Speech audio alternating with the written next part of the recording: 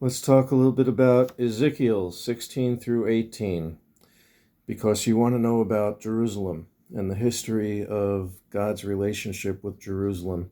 And I can tell you that it's very well covered and summarized in Ezekiel 16 through 18. And it's not a pretty picture, but let's get into it. On the day that Jerusalem was born, its cord was not cut.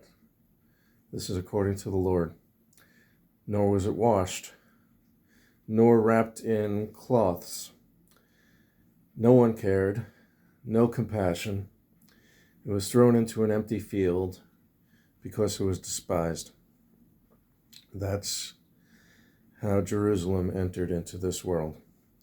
Then God saw this and exclaimed, "Live." And it grew into adulthood, yet still naked. God covered Jerusalem, provided necessities and cleaned it, adorned it beautifully, including nose rings. Jerusalem had a nose ring. I was part of a Messianic synagogue, and then I noticed that the pastor's wife had a nose ring. Now I know why.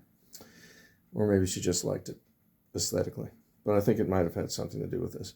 And a crown, gold, silver, was fed honey and olive oil. Now, I can tell you something about olive oil. There's a lot of uses for olive oil. I used to have a cyst in the back of my neck. A couple of times I had to go into the emergency room and have it drained. I'm telling you, that was not comfortable at all. But I'm telling you also that it's got a lot of uses, because olive oil, praise the Lord, it got rid of that problem for me. I don't have it anymore. And if I ever feel like there's growth going on in the back of my neck, then all I have to do is put some olive oil on and it goes away. It's amazing stuff, olive oil. So that was one thing that was provided by the Lord. And Jerusalem grew up into being something truly beautiful, full of splendor, and famous for the world. All the countries were envious and wanted to know Jerusalem. But Jerusalem turned the beauty into prostitution, the gold and silver into sex toys and idols, and the sons and daughters of Jerusalem were sacrificed. Woe to you, says the Lord, Jerusalem, promiscuous to Egypt, Assyria, and Babylon. God cursed Jerusalem, said Jerusalem was worse than Sodom and Gomorrah,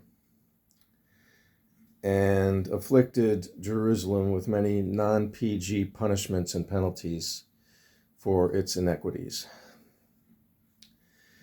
In Ezekiel 18,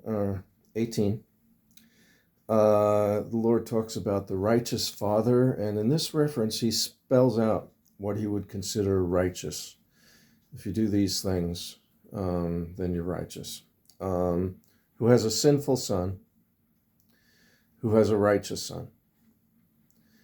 And they are each tried according to their conduct and their own, what they each deserve in terms of rewards and penalties.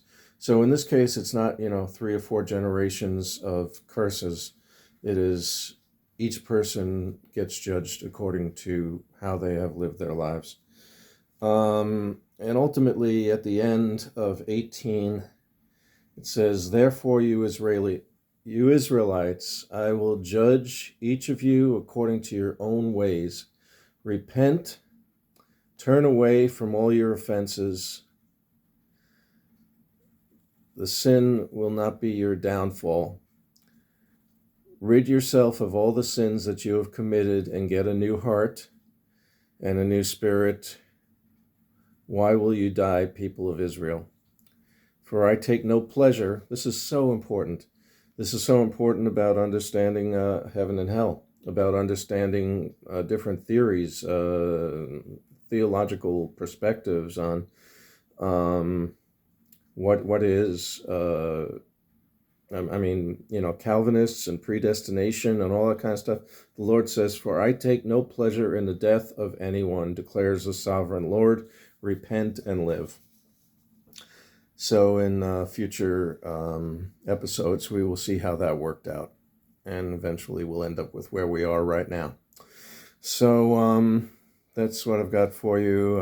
Hope you have a wonderful week, and hope to see you on Wednesday night and on Sunday morning. And I am blessed to be a part of this beautiful church, and I appreciate all of you.